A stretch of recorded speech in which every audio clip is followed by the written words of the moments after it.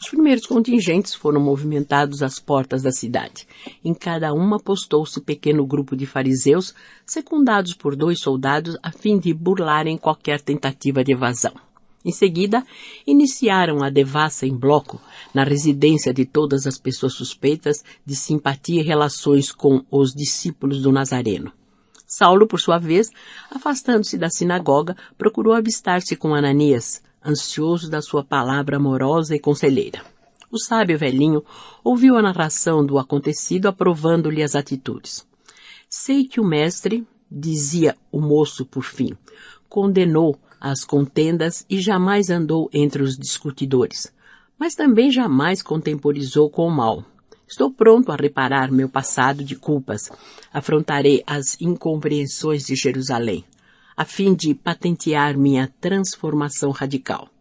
Pedirei perdão aos ofendidos pela insensatez da minha ignorância, mas de modo algum poderei fugir ao ensejo de afirmar-me sincero e verdadeiro. Acaso serviria ao mestre humilhando-me diante das explorações inferiores? Jesus lutou quanto possível, seus discípulos não poderão proceder de outro modo. O bondoso ancião acompanhava-lhe as palavras com sinais afirmativos. Depois de confortá-lo com a sua aprovação, recomendou-lhe a maior prudência. Seria razoável afastar-se quanto antes dali do seu tugúrio. Os judeus de Damasco conheciam a parte que tivera na sua cura. Por causa disso, muita vez lhes suportara as injúrias e remoques. Certo? Procurá-lo-iam ali para prendê-lo. Assim, era de opinião que se recolhesse à casa da Consoror, lavadeira, onde costumavam orar e estudar o Evangelho. Ela saberia acolhê-lo com bondade. Saulo atendeu ao conselho sem hesitar. Daí a 3 horas, o velho Ananias era procurado e interpelado. Atenta à sua conduta discreta, foi recolhido ao cárcere para ulteriores averiguações. O fato é que, inquirido pela autoridade religiosa, apenas respondia: Saulo deve estar com Jesus. Nos seus escrúpulos de consciência, o generoso velhinho entendia que, desse modo, não mentia aos homens nem comprometia um amigo fiel.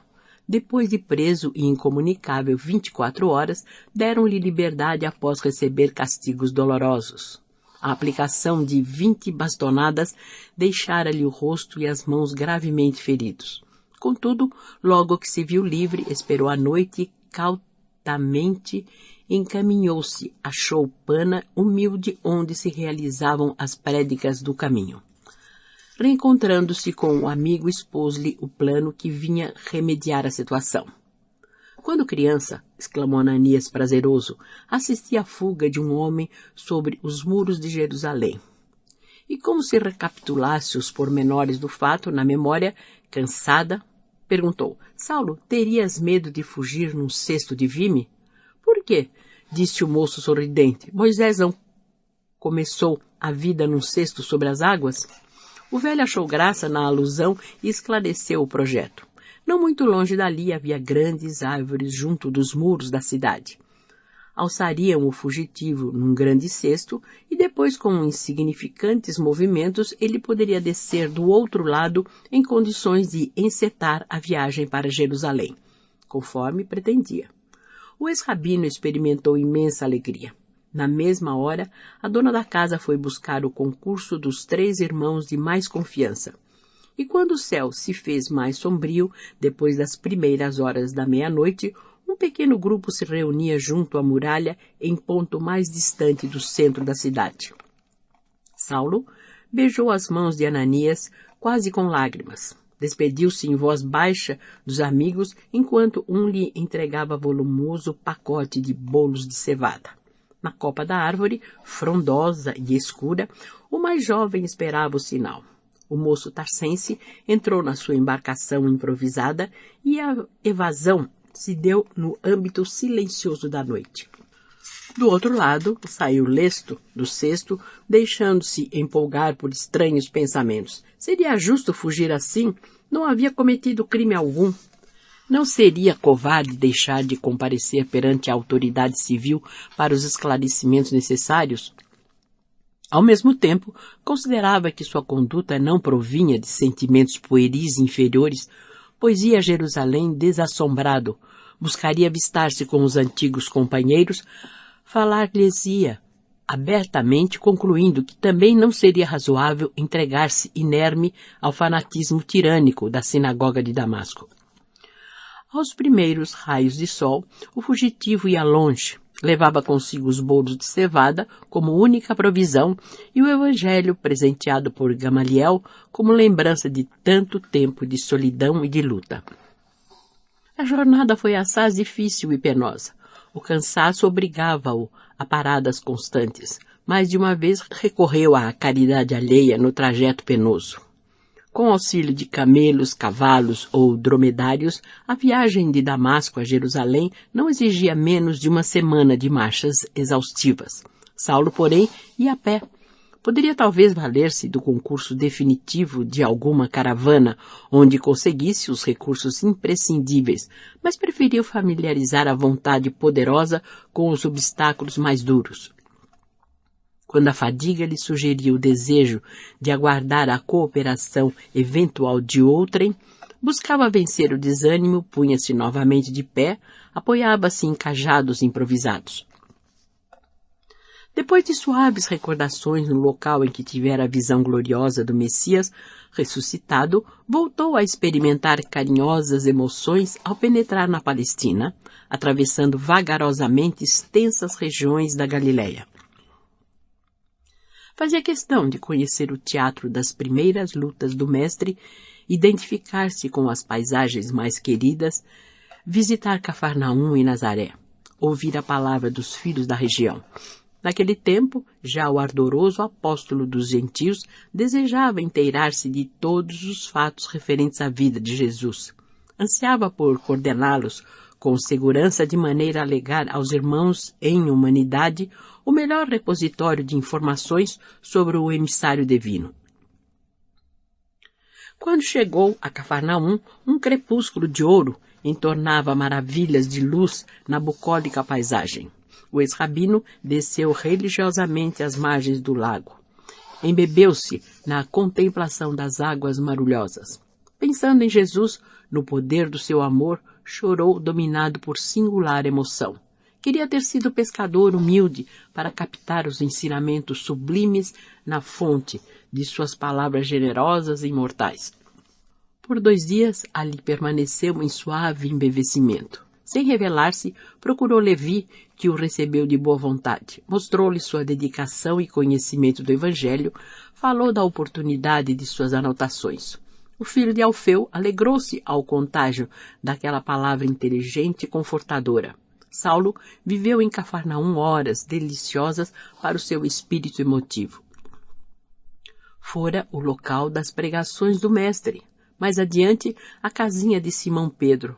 Além, a coletoria onde o mestre fora chamar Levi para o desempenho de importante papel entre os apóstolos. Abraçou homens fortes da localidade que tinham sido cegos e leprosos, curados pelas mãos misericordiosas do Messias. Foi a Dalmanuta onde conheceu Madalena. Enriqueceu o mundo impressivo de suas observações, colhendo informes inéditos. Daí a dias, depois de repousar em Nazaré, ei-lo às portas da cidade santa dos israelitas, extenuado de fadiga, das caminhadas penosas, das noites de vigília, cujos sofrimentos muita vez lhe pareceram sem fim.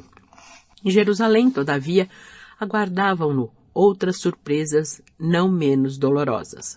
Estava empolgado por ansiosas interrogações. Não mais tivera notícias dos pais, dos amigos, da irmã carinhosa, dos familiares sempre vivos na sua retentiva. Como o receberiam? Os companheiros mais sinceros? Não poderia esperar amáveis recepções do Sinédrio. O episódio de Damasco dava-lhe a perceber o estado de ânimo dos membros do tribunal. Certo, fora sumariamente expulso do cenáculo mais conspícuo da raça. Em compensação, fora admitido pelo Cristo no cenáculo infinito das verdades eternas.